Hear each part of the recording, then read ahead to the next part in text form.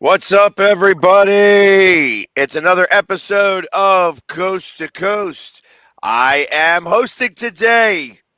I'm Pags. Look who's next to me. We haven't seen him in like 3 months, mostly because Dallas sucks and he knows it and he's been hiding from us. You got McLovin on the one side. We've got Stat Guy below. We may get Bo. We may not get Bo. It depends on if the wind blows him on the show or not. It's at the moment they're having some inclement weather up in Seattle. But since you're here, Jay, we might as well start right off with you Just guys. rip the Band-Aid off. Yeah. How do you feel that the season's going so far? Man, look, I will tell you this: Jerry Jones owes me a lot of money for therapy. Okay, because after dealing with this team, I feel like I need to double up my therapy. Apparently, like I was telling you earlier in the pre-show, he feels like that Mark McCarthy still has control of the locker room. Bullshit. Jerry be smoking that crack, or he's delusional, or he's just putting on a front. I don't know, one of the three. Because if he thinks that Mike McCarthy still has that locker room, he got another thing coming. So yeah, we got that. So I guess we're not going to get an in-season change. We're not going to get an interim manager, even that's exactly what we need. Dak Prescott's still going to suck up all the money out of us. We're not going to get a good draft pick, probably. Who knows? Pax, it's just hell being a Dallas Cowboys fan. It is hell. Hey, listen, I said last year that you guys were going to implode, and you didn't.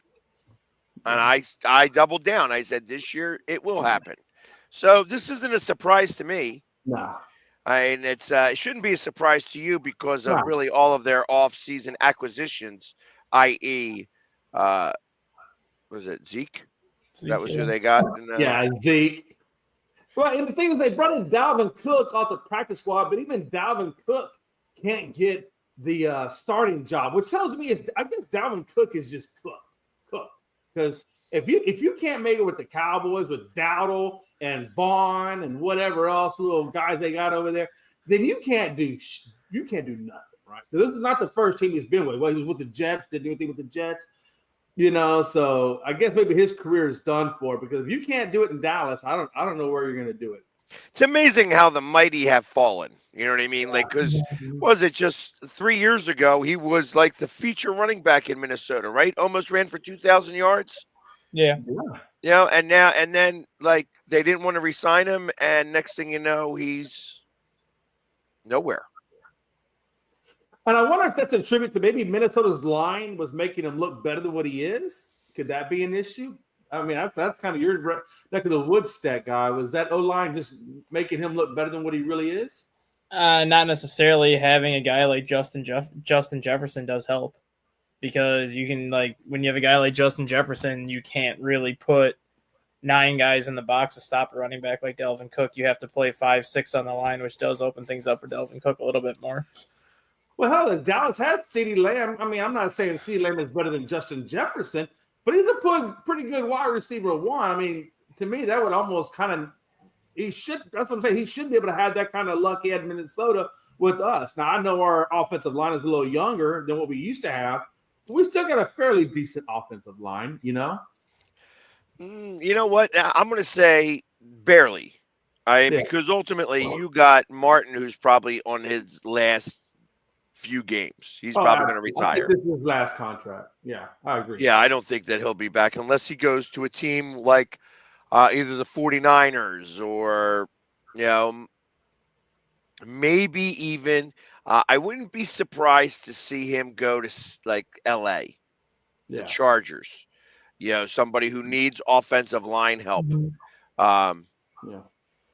It's just, I think exactly, Joe. Derrick Henry would also look like garbage with your offensive line. And that's the thing, right? So, and because we were talking about the implosion, and Pat, we've had numerous conversations about this. I feel like this is the year that, if I was Jerry Jones, I'm gonna start getting rid of all my high dollar contracts, and I'm just gonna start from scratch, right? Trade all your guys as much as you can, try to see whatever draft picks you can get out of it.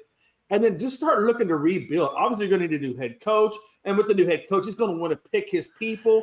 And that's a perfect time I feel like that's a perfect time to do it. Now, the only one he may not be able to get rid of is maybe Dak. Maybe nobody wants to take on that contract.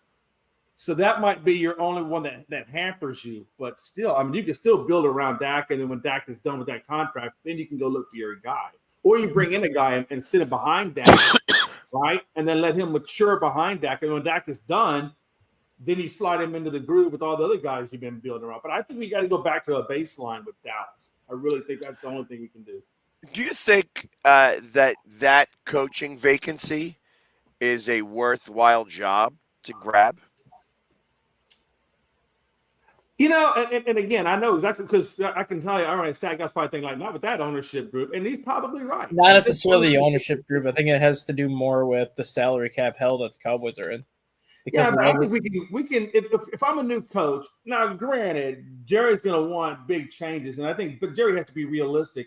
You know, with like you said, with the salary cap, if we go to a baseline and bring in a new guy, like this, maybe even I want to have Belichick. I mean, I know his name's been surfaced around there, but I don't want him. I'm just saying that's what I've heard. You know, being surfaced a few times, right? I can't imagine Belichick would want this job. There's only one job that Belichick wants, and he kind of openly admitted it already. He said, "What now?" There's only one job that Belichick actually wants, Jacksonville, because of the situation Jacksonville's in with the draft pick, the salary cap space, and a younger quarterback. Yeah, but is he going to be good enough to be able to even change that over? I don't even see. I don't even foresee that to be able to occur. If he brings Josh McDaniels with him as the OC and one of his old defensive coordinators from New England, whether it's Matt Patricia, whether it's the guy that took over after Matt Patricia left, who was with Belichick for like 8 years on that staff, I think they could. I don't know. I how quickly do you think Belichick could turn around the Jacksonville Jaguars? I'd say by year 3 they'd be in the playoffs. I'm not saying they'd be a Super Bowl contender by year 3, but I think year 3 they would be in the playoffs. Well, I mean, year 3 he would be what, 76 years old, right? 74. I think he's only 71 right now. I thought he just turned 72. I'm not sure, but I mean, I think that he's. I don't know. I think that it would be too much for him, even. You know, like I think that that's really too much of an undertaking. I would want a little bit more of a solidified roster if I was him. You know, hey, listen, I got a brand new girlfriend who's like a third of my age. I may want to just stay at home and have her here's like. The thing with that though, Pags. I mean, like how many? Whatever coach of vacancies out there, it's probably a team that is probably in bad shape. Otherwise, they wouldn't be changing the head coach. So I think whatever team he goes to, he's probably going to have to deal with certain adversities, right? He's not going to get another Tom Brady and just magic just comes out of nowhere, right? He's going to have to build up something, right? So, I mean, I think no matter where he goes, it'll be the same predicament as Jacksonville. And if Jacksonville has, like what Stat Guy's saying, is the cap space and the picks and things like that, then he could certainly build his team because he would have something to work with. Otherwise, like you said, with Dallas, there really isn't anything to work with, right? Well, I hear you, but I also don't like I said, when I think about stuff like this, like for instance, at what point is Harbaugh of the Ravens on the hot seat? Yeah. When does he start to get his seat start to get a little warm for not winning a Super Bowl, for coming in behind the Steelers, for having the best team and not making it to the Super Bowl? He has the one Super Bowl win, which does save him. But at the same time, if he doesn't beat Kansas City in the playoffs this year or next year, you have to wonder how long Baltimore is going to keep him there because he's already in year 16 right now. I mean, in all honesty, I would thought Mike Tomlin would have been on the hot seat, but the Steelers don't change over coaches that often. So they've had 4 head coaches in their franchise's history. Yeah, so I mean, and I got to imagine Baltimore's not going to move on from him because I think if they were going to move on from him, they would have already started hurting those rumor mills. I think they're kind of like the Steelers at this point, where like as long as you guys in the playoffs and if you can get past 1 or 2 rounds, whatever. I think that keeps his job safe. I think he's got some time to play with. I'd be willing to bet that if by chance Baltimore goes into the wild card and doesn't win the division, which is likely now, and goes and loses in the first round of the playoffs, I'd be willing to bet that they make a change at coach at the end of this year. Wow. I think it would depend on who they lose to. If they would lose to Buffalo and Kansas City, I don't see it happening. But if they would get the wild card and lose to either Houston or maybe Pittsburgh again, depending on if they saw Pittsburgh in the first round, I could see it happening. I think that even if they lose to the Chiefs, that's the biggest problem he has. He can't beat the Chiefs. Let's be for real. Lamar, whether he's in his own head or not, and the Ravens cannot beat the Chiefs. They have the biggest problem against them, and that alone may be enough to move him on the hot seat. You have to put him on the hot seat. Does that mean he's a bad coach? No, it just means that they need somebody to get them over the hump, where a Belichick would actually fill in pretty well there. I think that would be one of those situations. But is Lamar Jackson really the type of quarterback that Bill Belichick prefers? I mean, I think he's more the prototypical drop back passer like Brady is, or like Mac Jones was when he drafted Mac Jones, right? How often does Bill Belichick play offense? Oh no, he doesn't play offense. You are correct. He's a defensive guy. Yeah, I think that they would be fine. Weakness. I think that he would be absolutely ecstatic with Lamar Jackson, and he would. So the one thing that Belichick has that nobody other than Harbaugh on that team has is a ring, and he's got a number of them. Mm-hmm. So he knows what it takes. The further you get away from that championship, the harder it is to get back.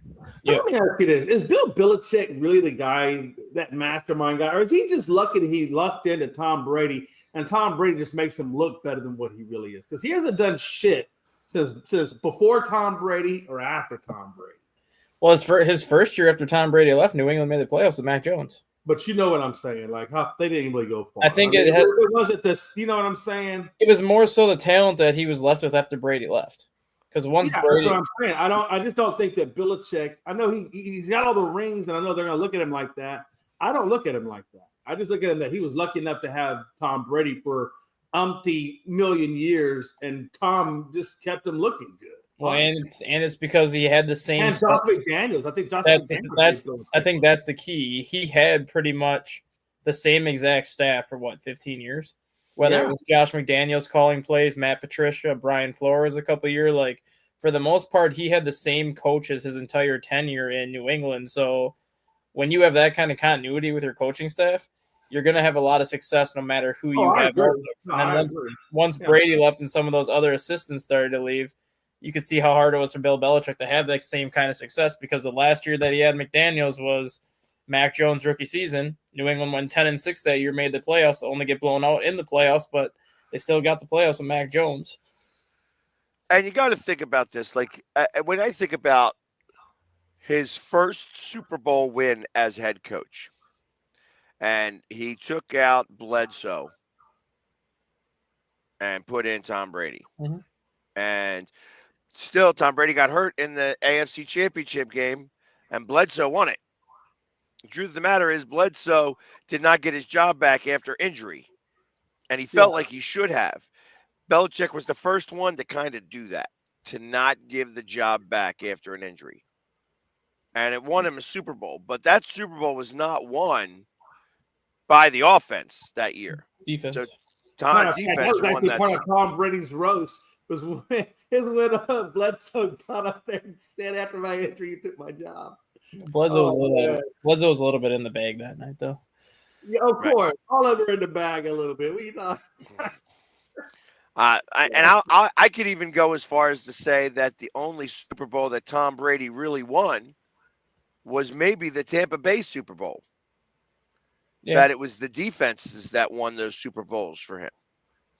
He was, and anytime that there was a better defense on the field, I mean, Tom Brady, his numbers in the Super Bowl minus the Super Bowl that he played against the Eagles.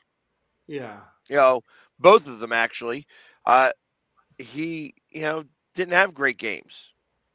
And truth be matter is, even if you look at the Atlanta game, Atlanta game, Atlanta could have won that if they would have just stayed with what got them there in the first half, which is keeping the pressure on Brady. They just took the pressure off of Brady that second half, and he just went to freaking work on them.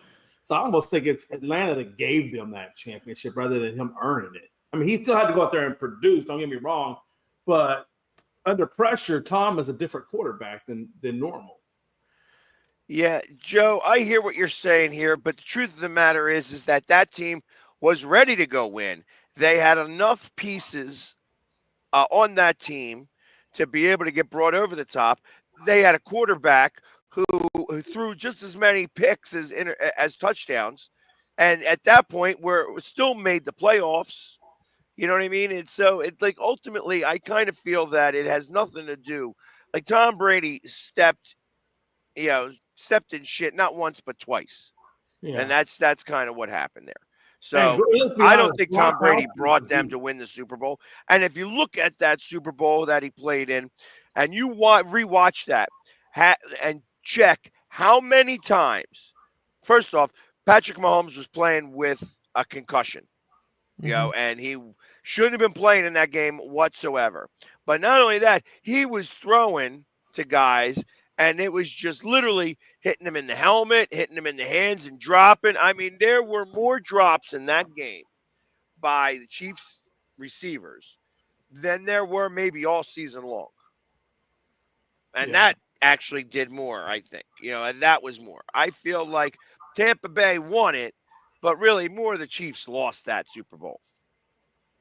But I thought, but he did take Gronkowski with him, and him and Gronk, before it was Patrick Mahomes and Kelsey, it was Gronk and Brady. I mean, that it was that same type of duo, and they were a good combination. When Gronk is healthy, that was a hard combination to stop. Mm-hmm.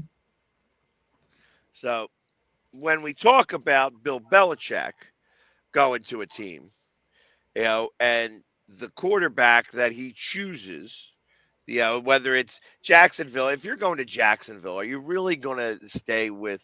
I mean, I guess you have no choice. You're stuck with Lawrence. So, I mean, I get it, but I wouldn't be excited about that. And then it's like, okay, Baltimore, like I said, I think if Baltimore loses in the playoffs, early in the playoffs, I would not be surprised to see Harbaugh let go. That it might be time for a change of scenery over there. I'm trying to see if there would be any place else. Maybe the Steelers. I know that they were talking about possibly getting rid of their coach there. I don't know if the Steelers would go that route. Are you talking about for coaches getting fired this year? Well, no, I don't think that he would get fired. He's having too good of a season. But the fact that they were considering changing him out last year after he made the playoffs at 9-8. Yeah. I think Kyle Shanahan's another one that could fall in the same category as Harbaugh. Yeah, Shanahan, I mean, this year everybody's hurt. So I think he gets a pass this year. He could, but at the same time, he has yet to win that big game with San Francisco.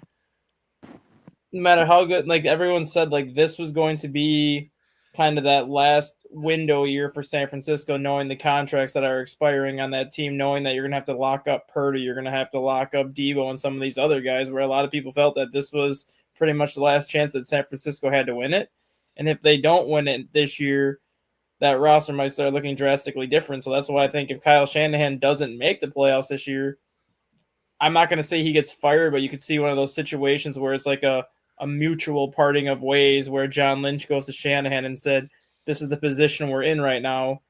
Do you want to be here for a rebuild or you want to go somewhere else? And if Shanahan says, I'd rather go somewhere else, and I just think they mutually part ways. That's possible. Again, I think that they have too many weapons on that team to be able to just have to go through a full rebuild. But, I mean, I don't know. I think that team has still got too much to be able to just say, okay, we're going to. Obviously, CMC going down this year has really hurt them. Him coming back, I think, is also hurting them. Yeah. You know what I mean? He's just not ready to play, and it looks like. Then you had last week, you had their tight end out.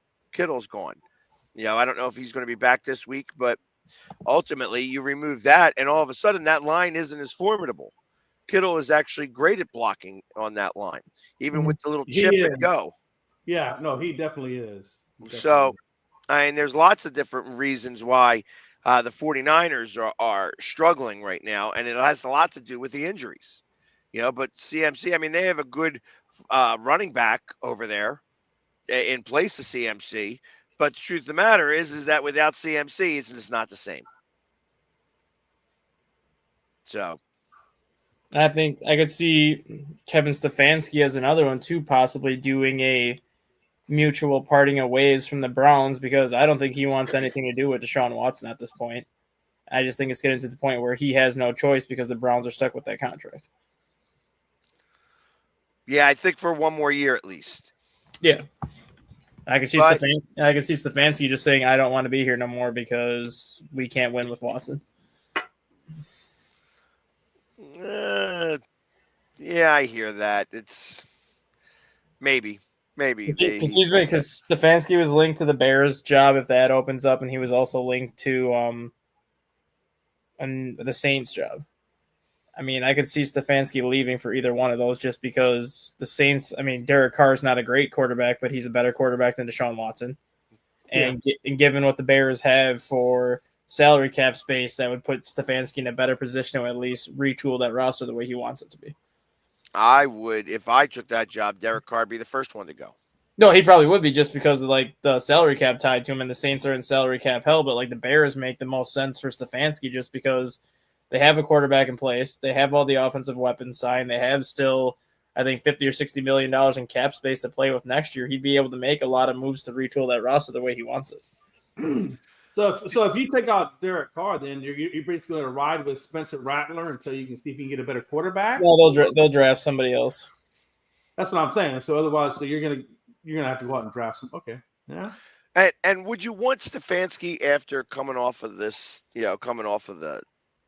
I wouldn't want to touch anything with the Browns. I'd want Stefanski because this is not Stefanski's fault. He's not the one that signed Watson to this contract. Because he got Cleveland to the playoffs with Baker Mayfield, and they came within, 45 seconds to beating the Chiefs that year in the playoffs? And then the next year, Mayfield got hurt 6 weeks into the season when Cleveland was 4-2, and they ended up going 8-8 that year, and then the year after that is when they brought in Watson. Stefanski had nothing to do with the Browns bringing in Watson. He had nothing to do with the contract they gave him, and he has nothing to do with Watson missing more games than he's playing. Stefanski's stuck with such a horrible draw right now because Cleveland has to pay Watson. They have to play him because they have to pay him. And you got rid of Amari Cooper. You lost Nick Chubb, and you've gotten rid of so many of the pieces that have led to the success that he's had in Cleveland. He's just kind of like one of those dead man walking coaches where it's just like, I'm screwed and I can't do anything. Yeah, but at that point, but if you quit, I can't see him going somewhere else right away. I think that he would have to sit out a year. And then just kind of let the dust settle a little bit, see what's happening, and at that point, I almost would want to, especially after such a bad job. Oh yeah. I would want to just sit back and be like, okay, or come back or go to an OC role next year just to get out of the head coaching spot and just still be involved, but just not the head coaching responsibilities. I may not even do that. I might just do a straight. You know what? I want to advise. I'm just going to be an advisor, a senior advisor to a team where I don't want any responsibility of running the offense or the defense or head coach. I just want to be able to talk to somebody else about running it. And that's, I think that's what I would do. Especially if you've had such a bad taste in your mouth from that job, because that's really what it is. It leaves a bad taste. You've been taking a coordinator's job if you want to go that route, and then come back whenever the job opens up that you really want, and just go interview for it. But at least you can keep building your resume up through coordination. If you were a head coach in the NFL, do you really need to build your resume? Well, John Gruden hasn't even been in. Okay, take Pete Carroll, for example. He came in, his first NFL coaching job was New England. It didn't work out for him. He goes back, USC, coaches to college level. Then he comes back, gets the Seahawks job, and takes him to a Super Bowl. So I don't think that's a bad thing. As long as you're involved in coaching and you're putting up good results, it can sometimes take away the bad thing that happened over in Cleveland and put him into a better spot. I mean, John Gruden's name has been coming around lately, and it's interesting that they're putting him back in the public eye a little bit, just to see, like they're doing a water test right now on him to see what type of response you get by seeing his face, and the water test is coming back positive. It's like, yeah, he's been missing for a little while. I would like to see what he would do back with a team again and have that type of responsibility of a head coach. Not even back with a team, but back with a team that has a young quarterback, because that's something that Gruden has always had success with, was like with young quarterbacks. Because remember when he was on Monday Night Football, how he always did like that quarterback cam show on ESPN all the time, where we'd always have like the prospect quarterback come in, they would break down his film, and then he would kind of go over like plays and ask the quarterback like what he would do in a situation like that. Like Gruden's always been very good with young quarterbacks, and a lot of the job openings that he's going to have if he does come back, you're going to either have a young quarterback that's there right now, or you'll have a chance to draft a young quarterback. And that's the thing, though. I mean, he's been linked. His name has been thrown in there with the likes of Chicago. If Eberflus is out, he's been linked to that one. So that's a young quarterback like you're talking about. So that could be a good spot, especially with all the picks and all the other guys that and the free agents they just brought in. I mean, that could be very enticing to him. It could be. The Bears have their hire in mind already. They're just hoping they get a chance to get him because they know they done messed up. And who is that, do you think? It's Kingsbury. That's who the Bears want, because Kingsbury was Caleb Williams' OC at USC. And they had him in the building interviewing for the offensive coordinator job this summer, and they let him get out of the building without offering him a contract, and the next day he signed that contract with Washington. They already know they messed up. You saw an article that Dan Quinn filed a lawsuit against the Eagles because the Eagles fans were booing them. Okay. It's that guy. Go ahead. You see if that has, if there's been any lawsuits filed because fans are mean. What kind of booing are we talking about? Yeah, I guess that's like Dan Quinn. Like, I doubt that is really the case, but you never know. I mean, it's Dan Quinn. I would think has got a little bit more. We ain't getting found no lawsuits. We get booed everywhere we go. Shit. Even by your own stadium right now. Hey, you know what I'm saying? Hey, listen. So if anybody's going to file a lawsuit, you'd think it'd be Mike McCarthy, because his name's been dragged through the mud all over the place. So I'm surprised if anybody's going to file a lawsuit, it probably would be him. And how about 6 games at home, 6 losses? The last 3 by over 20 points each. Well, you know what they say, Pags. If you're gonna do something, go big. And there's nothing going. If we're gonna lose, we're gonna lose all the way. Matter of fact, we're gonna have the largest or the most ugliest, most losses in NFL history. Right? I think 6 in a row at home. That's like supposed to be like an NFL record for the worst losses. I think like 20 plus points or more. So, what are you gonna do, man? Shit. Take another 3 losses. Take another 3 losses by 20. I kind of find it funny how the only 2 teams in the NFL right now that do not have a home win are Dallas and the Giants, and they play each other on Thanksgiving. Something's got to give on Thanksgiving. Do the Cowboys win, or do they end up in a tie? Well, hold on. You're saying home loss. Well, they're not both playing at home. I know, because I suspect that the Giants are going to win that game. Well, because the Giants get Tampa Bay at home this week, so I don't see the Giants beating Tampa Bay this week, which would keep them winless at home, and then they go to Dallas the week after. On Thanksgiving. Yep. Jeez. And I suspect that Dallas will lose that to the Giants. And I don't know. You know what? I hear where you're going with that, right? But they are starting DeVito. And everybody's got the last name of DeVito. I think of Danny DeVito. Every time I hear that guy's name, I was thinking of Danny DeVito. But that guy was actually, I think if they're going to roll him out as quarterback, I think we're okay to get that win. Matter of fact, I will say this: if we lose to DeVito and the Giants, shave the beard. DeVito's only starting this week. DeVito's only starting this week. Brian Daboll made it sound like DeVito's going to start this week and Drew Lock's going to start on Thanksgiving. I mean, he made it sound like they're going to do like alternating weeks to try to figure out who they want to stick with as the backup next year.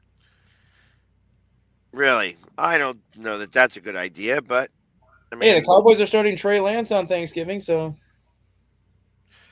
well, Wait, yeah, is because they that saw exactly what Cooper Rush was doing, and that was not catching the ball when it's hiked to him. yeah.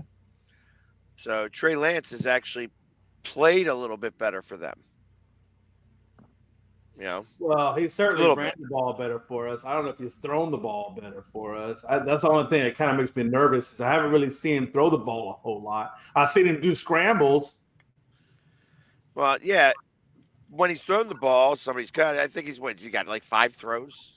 Something like that. He hasn't thrown it much. Yeah. That's what I'm saying. Like it's a small sample size, but I mean, at this point, I really don't care. I mean, if they want to throw Trey Lance in there, hey, you traded for him. You might as well give him a shot. I mean, See what you have left. I mean, there's you know there's what I not mean? much left in in Cowboy Cowboy land. coffers. If anybody needs to figure out what they got, it's the Cowboys. So look, you already know you're not going to win this year. Let's just get that out the way. I'm a realist. Okay, I love my Cowboys, but I'm a realist, and the realism in me tells me we ain't going nowhere this year. Matter of fact, we can't even get 15 points. So if you know you're not going anywhere, start testing out all the third stringers, the second stringers, Trey Lance, and let's figure out what the hell we got, and then go in the next year and figure out how you're going to fix this. Well, and I kind of see. I wonder exactly because again, it starts with your offensive line Of and course your it does. defensive line, and your Absolutely. offensive line is about to really fall apart now because, like I said, your perennial Pro Bowler is about to retire Yeah. or go play for another team because I don't know that he'd play for Dallas anymore. I got to imagine that most of the players on this roster are so fed up with Dallas that they're ready to get out. Yeah. And and to be honest with you, I have a lot of loyalty for the guys that have given a lot to the Cowboys. And Zach Martin, Frederick, those kind of guys that were on that offensive line forever. They deserve to be able to go to another team and have an opportunity to get a Super Bowl. I mean, because I hate to see them retire out but not ever get a ring when they could have gotten one if they just gone maybe to a different location, right? San Francisco, even though I hate Philadelphia, whatever. Whoever can give them the best possibility to win because they should be given that opportunity instead of just wasting away at a potential, most likely at some point, rebuild, right? He ain't going to get a Super Bowl this life. No, not with Dallas. So No. Dallas is right now at least 3 years away. But all their fans will say next year is their year. Unfortunately, don't say all, say most. Most isn't accurate because I have met Cowboy fans that are realistic, right? But then you have the ones out there like the meme. Gotta love that meme where the dude's like he's like chanting for the Cowboys, and then he starts lighting his jersey on fire, and then he says he's done with the Cowboys. And he starts putting on the Buffalo Bills. It's like, go Bills! It's our year for Super Bowl. And I'm like, dude, yeah, what a time to be alive.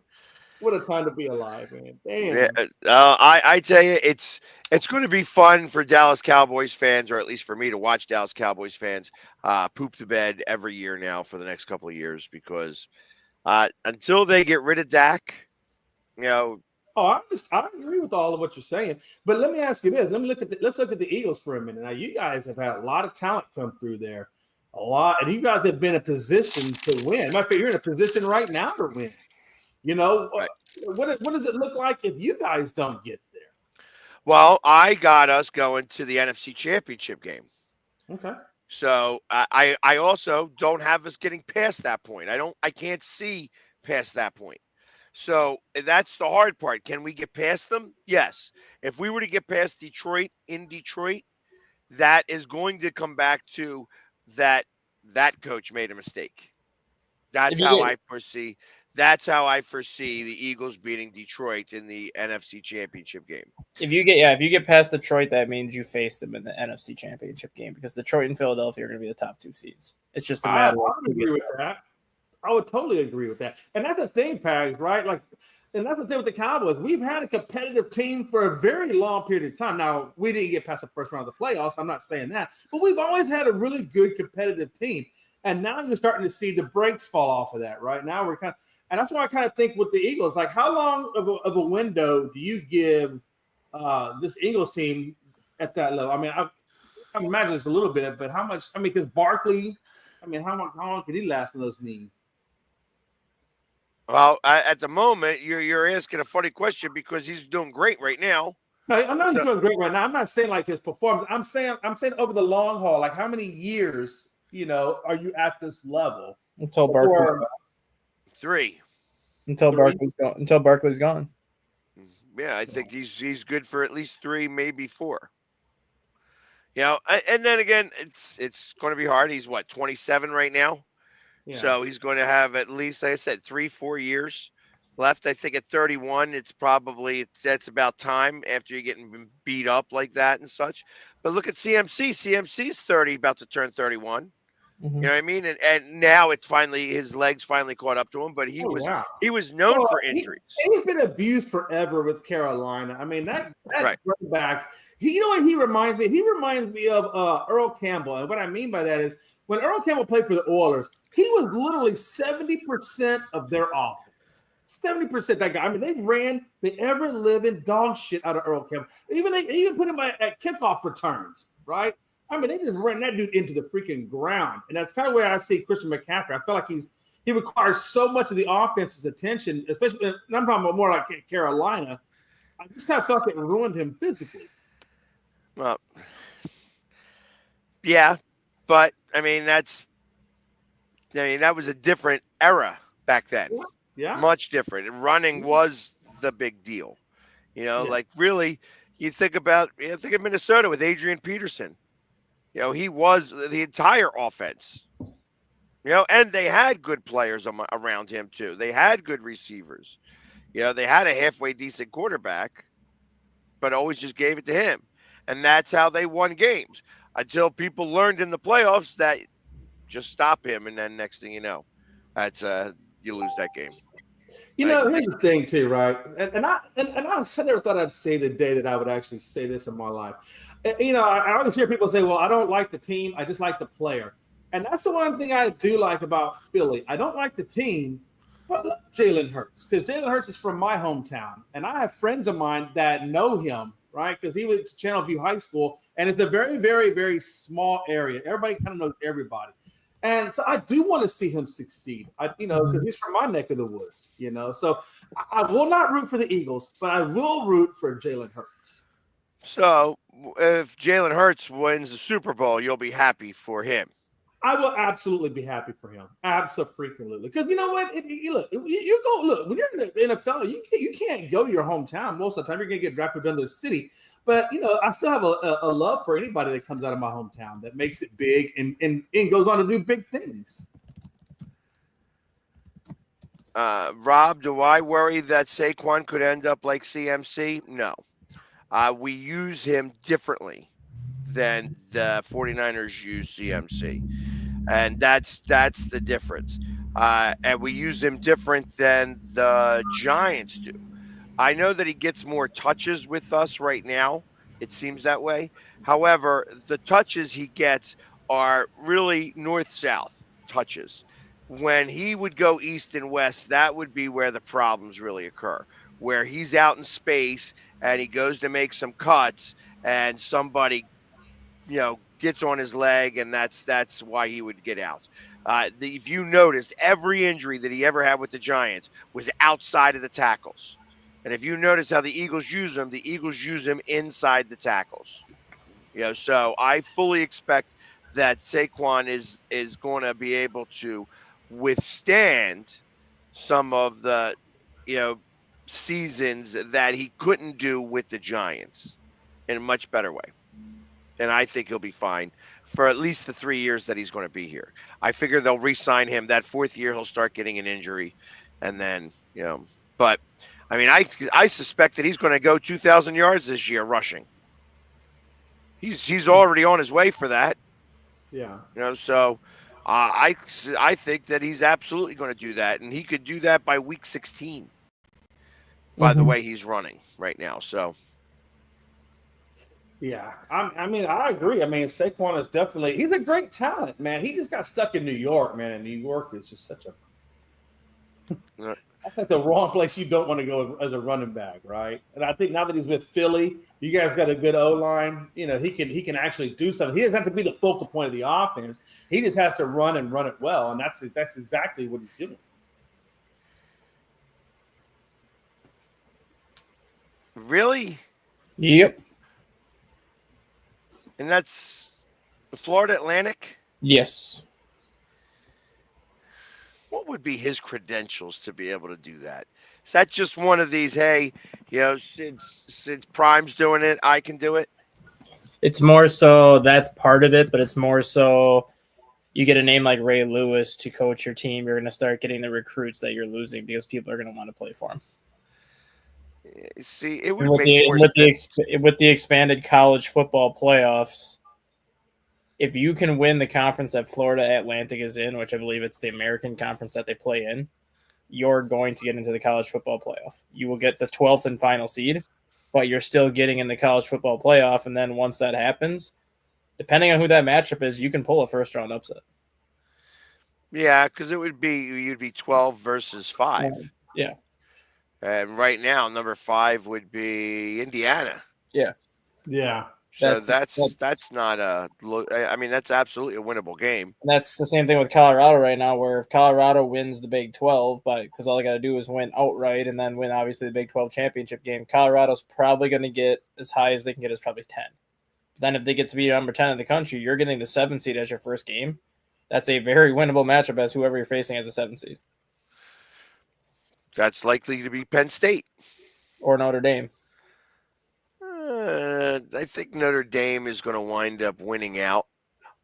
They were saying that. I just had that on this morning. Even if Notre Dame wins out, the highest Notre Dame can get is a 5 seed. They cannot get into the top 4 because they do not play in the conference.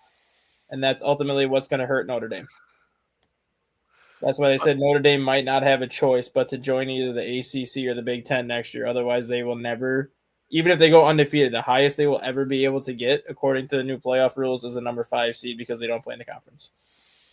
That's crazy, but I get it. So the conference champions are the ones that get the bye. The power, like so. The Big 12, not the Big 12, but the SEC champion, the Big 10 champion, the ACC champion will get 3 of the first round byes. Then it all depends on kind of seeding, where chances are whoever takes second in the SEC or second in the Big 10 is going to get that 4 seed. Right. I think it's looking like Texas. Who do you think it's going to be? I think it's going to be Texas, Alabama for the SEC championship. Right now, depending, because right now Texas A&M is actually leading the SEC. Oh, yeah, in conference play they are. Yeah, you're right. In conference play, wow, wouldn't that be wild? Funny thing is, because you played Texas A&M, if we get them the last game of the season, and if you beat Texas A&M the last game of the season, you would have a rematch the next week in the SEC title game. Wow, how crazy! Now that's freaking crazy. I tried to get tickets to that damn Texas A&M game, but I don't have $850 for the nosebleed. I don't have $2,700 for the 50-yard. So yeah, I think you're gonna start seeing this a lot with those group of 5 teams, where a guy like Ray Lewis or like even Trent Dilfer right now. I think Trent Dilfer right now is at South Florida. I believe he's at as the head coach right now.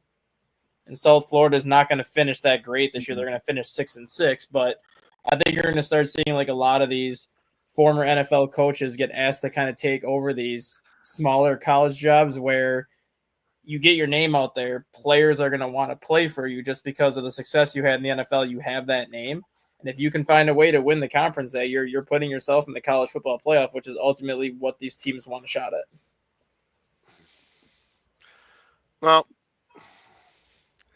be interesting to see if Army was able to beat Notre Dame. I think Army can.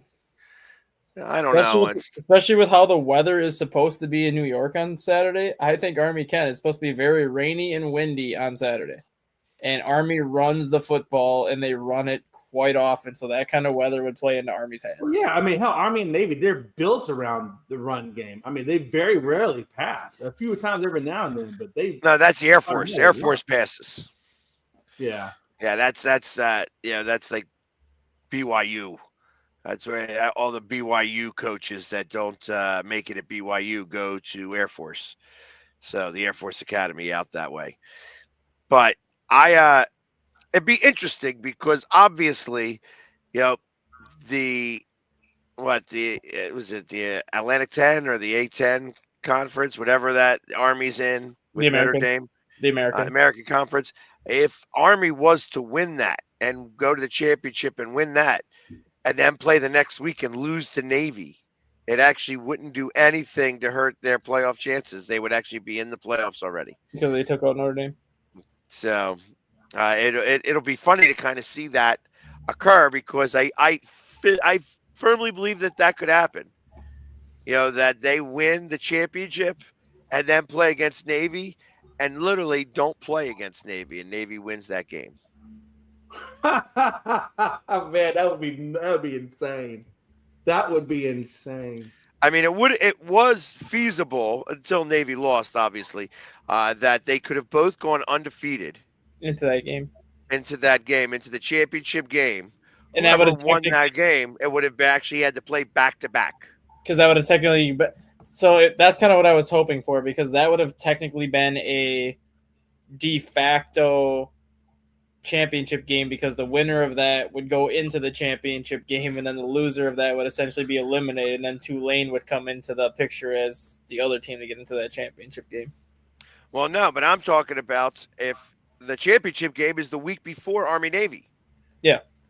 So if Army and Navy both made it to the championship game, they would actually be playing back to back. Yep. So That's it what would I have was. been the winner of the championship game could lose the following week. And Yeah. and still be in the championship and still be in the playoffs because they The won final the more rankings, important of the the two final games. rankings, the final rankings would have been done the Tuesday before that game would have been played, so it wouldn't have Right. mattered at that point. Exactly correct. Because So, Army is the only FBS team that plays that weekend, or Army and Navy are the only two FBS teams that play that weekend. And then there are like 3 FCS teams that play that weekend. So that weekend is technically a weekend that doesn't even count, because all the college football rankings are done the Tuesday before that game. All the bowl games are already divvied out before that game is even played. That's just that one game they're going to play every year just because it's Army Navy, and that's why they put it where they put it. It's because they don't want that game to affect the team's bowl chances, or they don't want that game to affect the team's conference title hopes if it were to happen in week 12 and all of a sudden Army beats Navy and that's Navy's only loss, and that ultimately hurts their chances to maybe get into the college football playoff.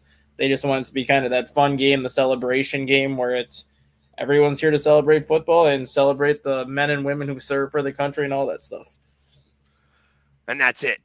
And that's it. It's not for anything else other than I mean, pride. obviously it's for pride. Yeah, they don't want it to count towards standings. Like, obviously it's going to go on your record as a win or a loss, but they don't want it to count towards like the regular season standings, where that one loss could ultimately determine where you go in a bowl game, or ultimately determine your spot of getting somewhere versus somewhere else.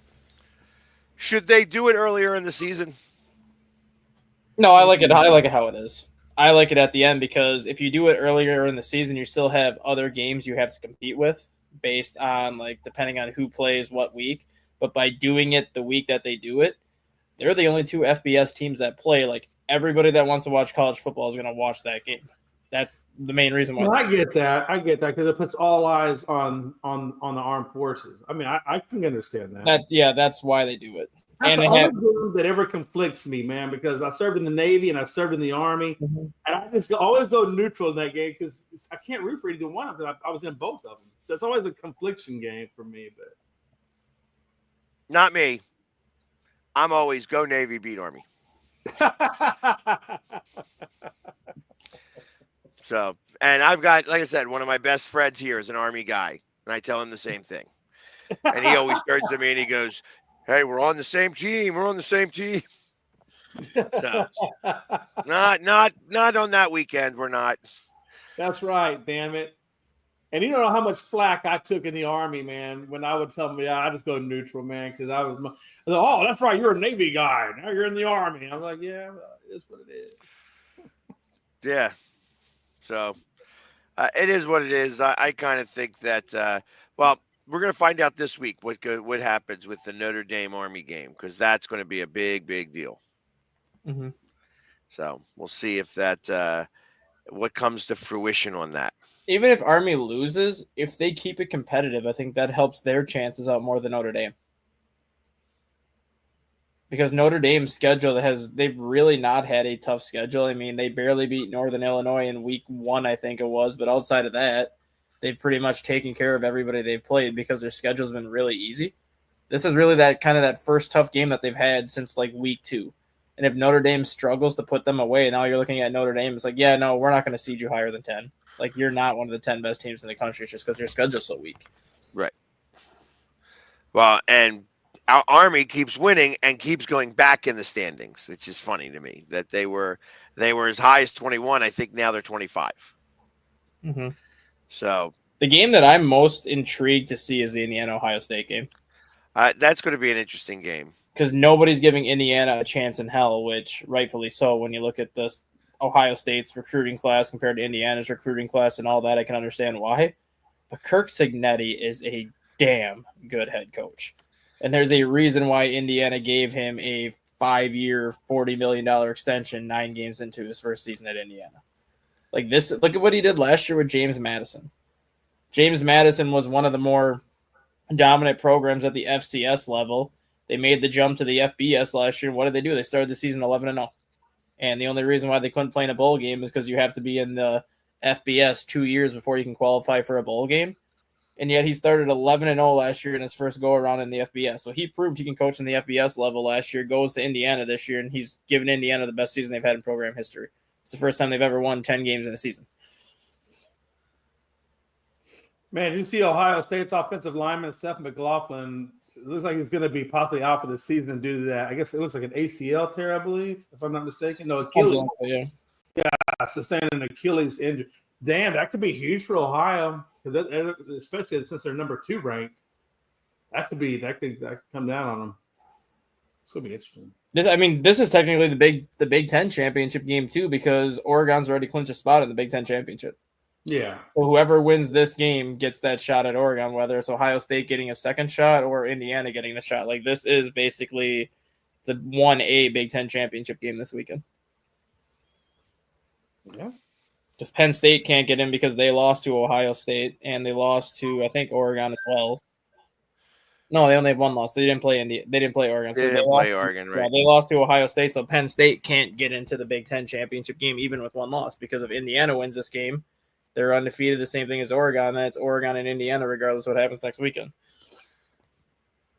So this is like your de facto Big Ten championship game where the winner gets Oregon. Right. Well, I mean, do you suspect that it'd be Ohio State and maybe get a return battle against Oregon? Do you think that they beat Indiana? Yeah. I'm picking Indiana to beat Ohio State right now. Really? Just because Indiana has, even when Indiana's been like winning the games that they've won, they've still been viewed as the underdog pretty much in a lot of these games. Like when you look at the betting line, obviously they've been favored to beat like Michigan. They've been favored to beat the teams that they should beat, but they've still been underdogs in the minds of a lot of people that cover the Big Ten.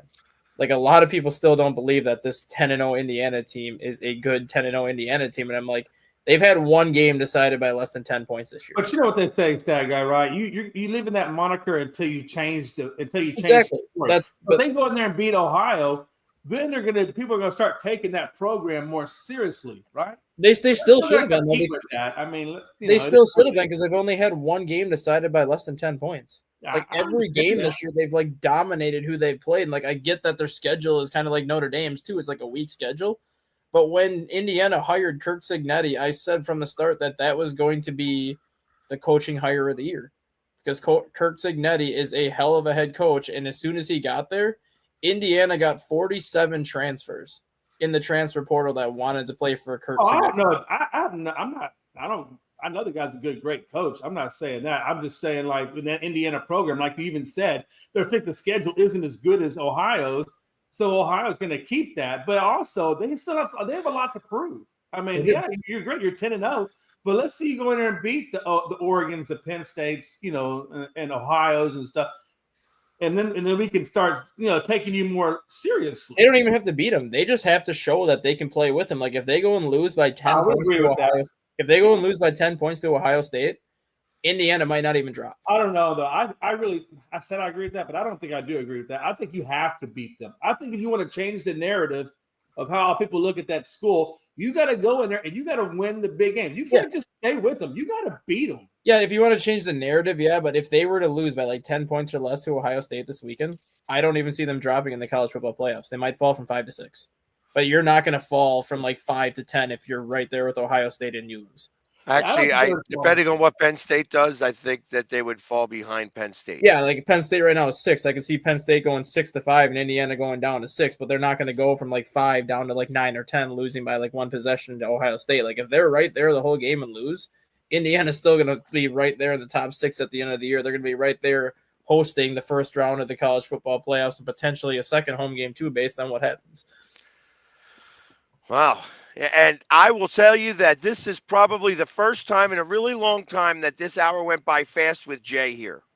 That we were able to talk sports. We were able to understand what Jay was saying. He was concise. He was poignant. This is a banner day today without Bo. Bo didn't even get to see any of this. So see what happens when you get off the sauce and you just go with normal soda. So anyways, guys, I can.